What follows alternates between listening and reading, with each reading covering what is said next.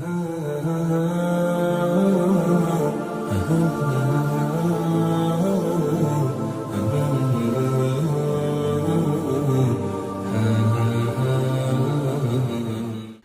اللہ الرحمن الرحیم الحمدللہ رب العالمین والعاقبۃ للمتقین والصلاۃ والسلام علی سید الانبیاء والمرسلین وعلی آلہ واصحابہ اجمعین اما بعد فاعوذ باللہ من الشیطان الرجیم بسم اللہ الرحمن الرحیم قال اللہ تعالی فی القرآن المجید قد جاءکم من اللہ نور و کتاب مبین صدق اللہ العظیم اللہم صلی علی سیدنا و مولانا محمد النبی الامی وعلی آلہ وسلم تسلیما۔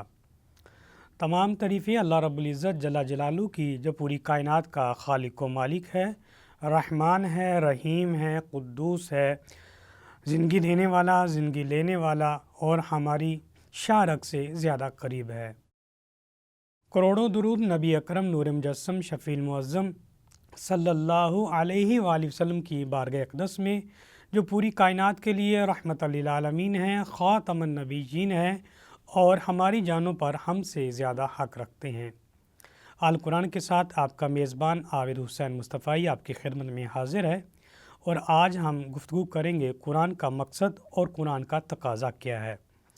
اللہ رب العزت جل جلالہ کا بہت بڑا کرم ہے کہ اس نے اپنے پیارے محبوب محمد مصطفیٰ جان رحمت صلی اللہ علیہ وآلہ وسلم کے ذریعے سے ہمیں لاریب کتاب عطا فرمائی، اور اس کتاب کے اندر زندگی کے تمام شعبہ جات کی رہنمائی موجود ہے۔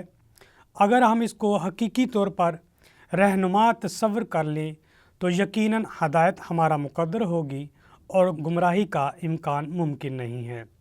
نبی اکرم نور مجسم شفیع المعظم صلی اللہ علیہ وآلہ وسلم نے خطبہ حجۃ الوداع کے اندر بھی ہمیں خطاب کرتے ہوئے فرمایا ہے کہ دو چیزیں میں تمہارے درمیان چھوڑ کے جا رہا ہوں، اگر تم اس کو مضبوطی سے تھام لو تو کبھی بھی گمراہ نہیں ہوگے، تمہارا مقدر میں ہدایت لکھی جا چکی ہوگی، اور اگر تم نے اس قرآن کو، اس چیز کو چھوڑ دیا تو یقیناً گمراہی تمہارے قریب آ سکتی ہے۔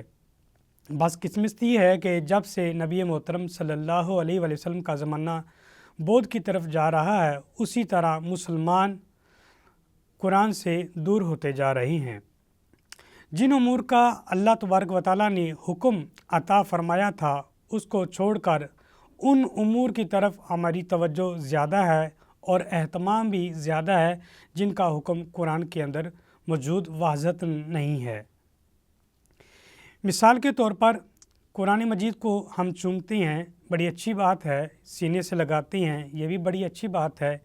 قرآن کا احترام کرتے ہیں، ادب کرتے ہیں اور اس کی تلاوت کرتے ہیں، اس کو غلاف میں لپیٹتے ہیں، اونچی مقام پہ رکھتے ہیں، یہ ساری چیزیں بہت ادب اور احترام کے لائق ہیں، بڑی اچھی بات ہے۔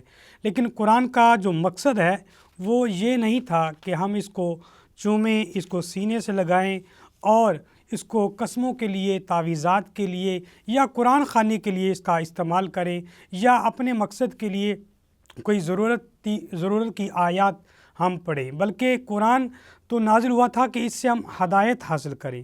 آج ہم اپنے بچوں کو حفظ بھی کرواتے ہیں، ناظرہ بھی کرواتے ہیں، تلاوت بھی کرواتے ہیں، لیکن اس کے مفہوم اور معنی کی طرف توجہ نہیں دیتے۔ مثال کے طور پر ایک بادشاہ ہے، وہ اپنے خادم کو یا اپنے وزیر کو لیٹر لکھتا ہے اور کہتا ہے کہ جتنے امور اس کے اندر لکھے ہیں فی الفور اس کو پورا کیا جائے، اور اگر وہ اس امور کو جو ہے وہ دیکھے بغیر، پڑھے بغیر، صرف اسی خط کو دیکھے کہ اس کے اندر کتنی روشنائی ہے، کتنا خوبصورت لکھا ہوا ہے، یہ خط کتنا خوبصورت ہے، اس کو چومے، سینے سے لگائے، اچھی سی ڈبیا کے اندر بند کرے، پھر اس کو سنبھال کے رکھ دے، اور اسی طرح اس کی عادت بن جائے، اسی طرح اس کا معمول بن جائے، اور ایک دن بادشاہ اس کو بلائے کہ میں نے تمہارے پاس خطوط بھیجے تھے، لیٹر بھیجے تھے، اور تم نے اس کا کیا کیا؟ اس کے اندر جو امور میں نے تمہاری طرف بھیجے تھے، احکام بھیجے تھے، جس کا کرنے کا حکم تھا، اس کو تم نے پورا کیا ہے یا نہیں کیا ہے؟ تو اگر وہ خاموشی اختیار کرتا ہے یا کہتا ہے کہ میں نے یہ کام نہیں کر سکا، میں معذرت چاہتا ہوں، تو کیا بادشاہ خوش ہوگا؟ وہ آگے سے کہے کہ میں نے اس کو چوما ہے، سینے سے لگایا ہے، اس کو ڈیبیا کے اندر بند کیا ہے، اونچے مقام پہ رکھا ہے، تو بادشاہ ان چیزوں سے خوش نہیں ہوگا، کیونکہ اس کا مقصد ان امور کو پورا کرنا تھا، نہ کہ جو لیٹر بھیجا تھا اس کو چوم کو سینے سے لگانا ہے۔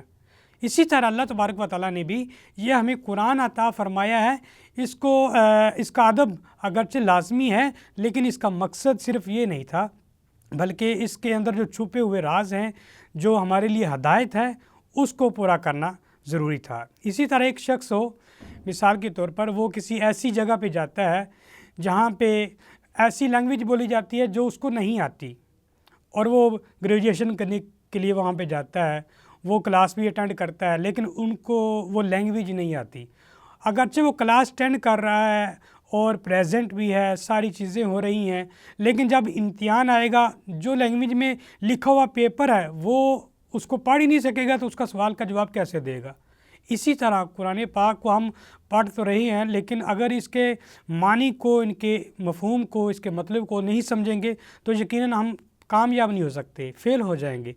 تو اسی طرح ہمیں دیکھنا ہے کہ ہم نے قرآن پاک کو کس لیے سمجھا اور کس لیے ہم نے اس کو ایکسیپٹ کیا۔ اللہ تعالیٰ قرآن پاک کے اندر ارشاد فرماتا ہے ھدی للمتقین، قرآن جو ہے یہ لوگوں کے لیے، متقین کے لیے ہدایت کے لیے نازل کیا گیا ہے۔ آج پوری امت مسلمہ دیکھ لے، بالکل اس معاملے میں سنجیدہ نہیں ہے، نہ اس کے سے استفادہ حاصل کرنے میں لگی ہوئی ہے۔ ہزار ایسے لوگ بھی موجود ہیں جنہوں نے کبھی قرآن دیکھا بھی نہیں ہے، ہزار ایسے بھی ہیں جنہوں نے قرآن کبھی کھولا بھی نہیں ہے، ہزارہ لوگ ایسے ہمیں ملتے ہیں جن کو چند آیات کے علاوہ کوئی یاد نہیں، وہ بھی نماز میں جو پڑھتے ہیں۔ ہزار ایسے ہیں جنہوں نے ترجمے کے علاوہ بلکہ دیکھ کے بھی قرآن نہیں پڑھا ہوا، ناظرہ بھی نہیں پڑھا ہوا۔ ہزارہ ایسے افراد بھی ہمیں مل جائیں گے جنہوں نے ترجمہ تو پڑھا ہے لیکن اس کے معنی اور مفہوم کو سمجھا نہیں ہے۔ ہزارہ ایسے ہیں جنہوں نے ترجمہ پڑھا ہے لیکن تفسیر نہیں پڑھی ہے، تفسیر پڑھی ہے تو غور و فکر اور تدبر نہیں کیا ہے۔ کیا قرآن اسی لیے نازل ہوا تھا کہ بس اس کو ایک ادب کے لہجے میں رکھ کر بس اس کا مطالعہ کیا جائے؟ بلکہ نہیں، اس کو ہدایت کے لیے نازل کیا تھا، اس کو ہماری رہنمائی کے لیے نازل کیا تھا، تاکہ زندگی کے ہر شعبے میں ہم اس سے رہنمائی حاصل کر کے دنیا میں ٹاپ کے افراد بن جائیں، عظیم لوگ بن جائیں۔ اللہ تبارک و تعالیٰ بھی قرآن پاک کے اندر ارشاد فرماتا ہے اِنَّ أَكْرَمَكُمْ عِندَ اللَّهِ أَتْقَاكُمْ، بے شک تم میں سے بہترین اور عظمت والا، اکرم، محترم وہی شخص ہے جو متقین ہے، اور متقین کے لیے ھدی للمتقین، ہدایت متقین کے لیے ہی ہے۔ اب ہمیں اس کو توجہ کرنی پڑے گی کہ ہم نے قرآن پاک کو کس لیے رکھا ہوا ہے۔ نبی اکرم صلی اللہ علیہ وآلہ وسلم ایک دفعہ گزرے تو دو محافل لگی ہوئی تھیں، دو مجلس لگی ہوئی تھی۔ ایک اللہ کے ذکر میں مشغول تھے، ذکر کر رہے تھے، اللہ کی تسبیحات کر رہے تھے، تکبیرات کر رہے تھے، اللہ کی حمد و ثنا کر رہے تھے، یعنی اللہ تعالیٰ کے ذکر میں مشغول تھے۔ اور ایک گروہ تھا جو علم میں قرآن کے اندر مشغول تھا، بحث مباحثہ کر رہے تھے، نہیں یہ بات اللہ تعالیٰ کہنا چاہتا ہے، اس سے مراد یہ ہو سکتا ہے، اس سے مراد یہ ہو سکتا ہے۔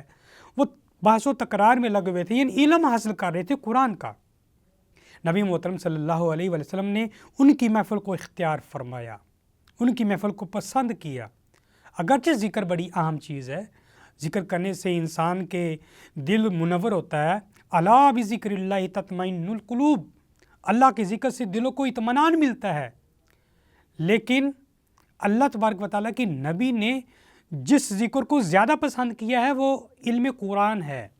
نبی اکرم صلی اللہ علیہ وآلہ وسلم کا یہ فرمان ہمیں ملتا ہے، اگر ایک شخص ہے وہ ایک آیت، صرف ایک آیت کو بامعنی، بامفہوم، غور و فکر اور تدبر کے ساتھ پڑھ کر سوتا ہے، وہ اس شخص سے زیادہ بہتر ہے جو ساری رات نفلی عبادت کر رہا ہے۔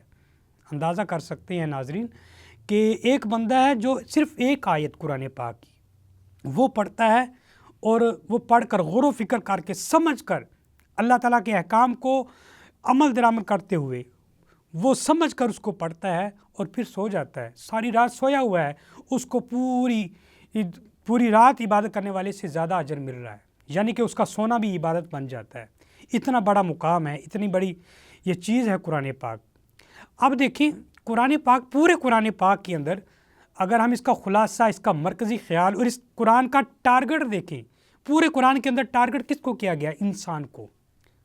پورے قرآن کے اندر انسان ٹارگٹ ہے، قرآن کا اصل موضوع صرف انسان ہے۔ کہیں بھی دیکھیں فرشتوں سے مخاطب نہیں ہے قرآن، جنوں سے مخاطب نہیں ہے قرآن، نہ حیوانات سے ہے، نہ نباتات سے، کسی سے بھی خطاب نہیں کیا، انسان سے ڈائریکٹلی خطاب کیا ہے۔ چاہے وہ مشرک ہے، مومن ہے، وہ ایک علیحدہ بات ہے، لیکن خطاب انسان ہے، قرآن کا ٹارگٹ انسان ہے۔ اللہ تبارک و تعالیٰ قرآن پاک کے اندر ارشاد فرماتا ہے قد افلح من تزکا، کہ کون ہے جو چاہتا ہے کہ کامیابی حاصل کرے اپنے آپ کو پاک کر کے۔ اب قرآن کس لیے آیا ہے؟ انسان کے لیے۔ اور انسان کے لیے کیوں آیا ہے؟ اللہ تبارک و تعالیٰ ارشاد فرماتا ہے تاکہ انسان کی جو نفس ہے، جو اس کے دل ہے، وہ ناپاک ہو گیا ہے تو اس کو پاک کیا جائے۔ الذی خلق الموت والحیات لیبلوکم ایکم احسن عملا۔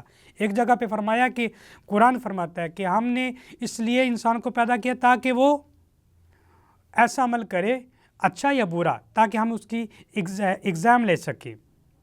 اور قرآن پاک کے اندر انسانیت کے لیے کیا سبق ہے؟ اللہ تبارک و تعالیٰ نے قرآن پاک کے اندر ارشاد فرمایا کما ارسلنا فیکم رسول منکم یتلو علیکم آیاتنا ویزکیکم۔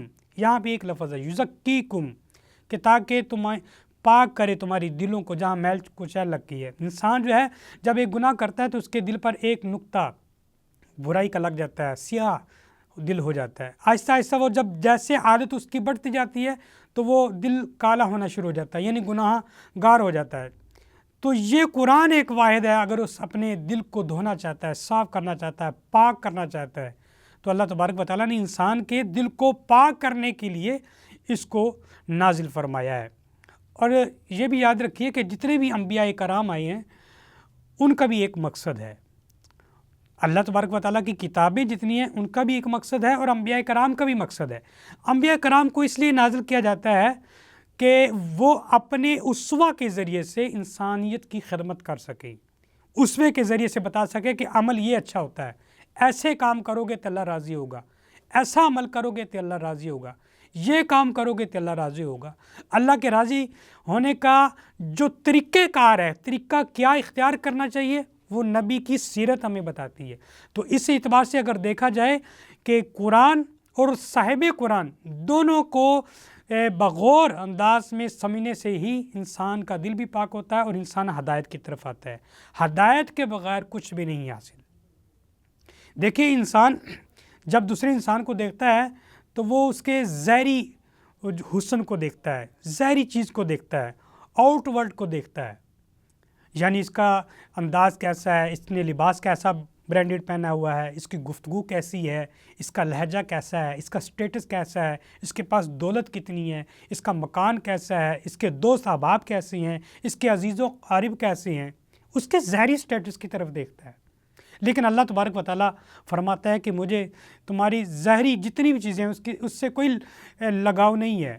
میں نہ تمہارے مال کو دیکھتا ہوں، نہ تمہاری شہرت کو دیکھتا ہوں، نہ تمہارے حسن و جمال کو دیکھتا ہوں، نہ تمہارے لباس کو دیکھتا ہوں، نہ تمہارے مکان کو دیکھتا ہوں، نہ تمہارے بینک بیلنس کو دیکھتا ہوں، نہ تمہارے سٹیٹس کو دیکھتا ہوں۔ مجھے پورے انسان سے صرف ایک چیز چاہیے جو مطہر ہو، پاک ہو۔ وہ کیا ہے؟ وہ انسان کا قلب ہے، وہ انسان کا دل ہے۔ یعنی کہ قرآن کا ٹارگٹ انسان ہے اور انسان کے اندر اللہ کا ٹارگٹ انسان کا دل ہے۔ تو اس سے ہمیں یہ بات واضح طور پہ پتہ لگتی ہے کہ انسان کا قلب پورے جسم میں زیادہ اہمیت کے حامل ہے۔ دل پاک نہ ہو تو پاک ہو سکتا نہیں انسان، وگرنہ ابلیس کو بھی آتے ہیں وضو کے فرائض بہت۔ تو اس لیے جو صوفیہ کرام ہیں، جو روحانیت کے کام کرنے والے ہیں، وہ زیادہ دل پر ہی توجہ دیتے ہیں۔ اسی طرح قرآن کا بنیادی مقصد ہدایت اور صفائی کرنا ہے۔ ہم نے قرآن کو اتنی عزت دے دی ہے، اگرچہ دینی بھی چاہیے، اس کا حق ہے، لیکن عزت کے ساتھ ہم نے اس کی اصلی جو مشن ہے قرآن کا، اس کو ہم نے بھلا دی ہے۔ کیا ہم دیکھیں قرآن پاک سائنس کی کتاب نہیں ہے، فلسفے کی بھی کتاب نہیں ہے، علم فلکیات کی کتاب نہیں ہے، کسی اور کی کتاب نہیں ہے، یہ انسان کے لیے نازل ہوئی ہے اور انسان کی ہدایت کے لیے انسان نازل ہوئی ہے۔ کہ انسان نے بندگی کیسے کرنی ہے، انسان نے اللہ کو راضی کیسے کرنا ہے، انسان نے اللہ کے ہاں جھکنا کیسے ہے، اگر اس سے کوئی خطا ہو گئی ہے تو اللہ کی بارگاہ میں کیسے توبہ کرنی ہے، اگر اس سے کوئی خطا ہو گئی ہے، اس سے کوئی جرم ہو گیا ہے تو اس کا ازالہ کیسے کیا جا سکے، یہ ہمیں قرآن بتائے گا کہ کیسے اب تو اپنے گناہوں سے محفوظ اور پاک ہو سکتا ہے۔ تو اگر ہم نے قرآن کو کبھی کھولنا ہی نہیں ہے، قرآن کو کبھی ہم نے دیکھنا ہی نہیں ہے، تو پھر اس قرآن سے جو لہاوت ملے گی، جو اس سے ہمیں روشنی ملے گی، وہ کبھی نہیں مل سکتی۔ اور اس کے علاوہ قرآن کا جو دوسرا مقصد ہے، جو بڑا مقصد ہے، جب اگر اس سے ہدایت مل جائے اور اس سے ہمیں روشنی مل جائے، اس کے بعد جو دوسرا مقصد ہمیں نظر آتا ہے، جو قرآن جس کو ٹارگٹ کرتا ہے، وہ یہ ہے کہ اب انسان کے پاس ہدایت آ گئی ہے، اب انسان کا دل پاک ہو گیا ہے، اب انسان کا دل مطہر ہو گیا ہے، اب اللہ کی طرف رجوع ہو گئی ہے۔ تو اس صورت کے اندر اللہ تبارک و تعالیٰ قرآن پاک کے اندر ارشاد فرماتا ہے، قل یا اہل الکتاب لستم علی شیء حتی تقیموا التوراۃ والانجیل، یعنی کہ اہل کتاب جب تمہارے پاس یہ کتاب آ گئی ہے اور تم کتاب والے ہو تو تمہارے اوپر یہ حق ہے قرآن کا کہ تم اس کو قائم کرو، اپنے اوپر تو قائم کر لیا، اب لوگوں کے اوپر بھی قائم کرو، یعنی کہ اس تمام جو نظام ہے، نظام کو اس قرآن کے تحت لے کے آؤ تاکہ پوری انسانیت کے اوپر قرآن راج کرے۔ تو یہ اس کا دوسرا مقصد ہے۔ اب ہمیں دیکھنا ہے کہ ہم نے اس قرآن کو ویلیو کتنی دی ہوئی ہے، ہم اس کو ترجیح کتنی دیتے ہیں، باقی علوم کو کتنی ترجیح دیتے ہیں۔ اگر ہم نے اس کو ترجیح نہیں دی اور اس کی طرف ہم نے رجوع نہیں کیا تو دنیا کے اندر اگرچہ دنیا تو ہم کما لیں گے اور دنیا کے اندر ہم اپنا مقام اور سٹیٹس بھی بنا لیں گے، لیکن اخروی زندگی میں ہمارا کوئی سٹیٹس نہیں ہوگا۔ اس لیے اللہ تعالیٰ سے دعا ہی کر سکتے ہیں کہ اللہ تبارک و تعالیٰ ہمیں قرآن کو سمجھنے اور قرآن کا جو مقصد ہے، جو قرآن کا ٹارگٹ ہے، اس کو سمجھنے کی توفیق عطا فرمائے تاکہ ہم راہ ہدایت کی طرف آ سکیں۔ اللہ تعالیٰ کی بارگاہ میں دعا ہے اللہ تبارک و تعالیٰ ہمیں عمل کی توفیق عطا فرمائے۔ وآخر دعوانا ان الحمد للہ رب العالمین۔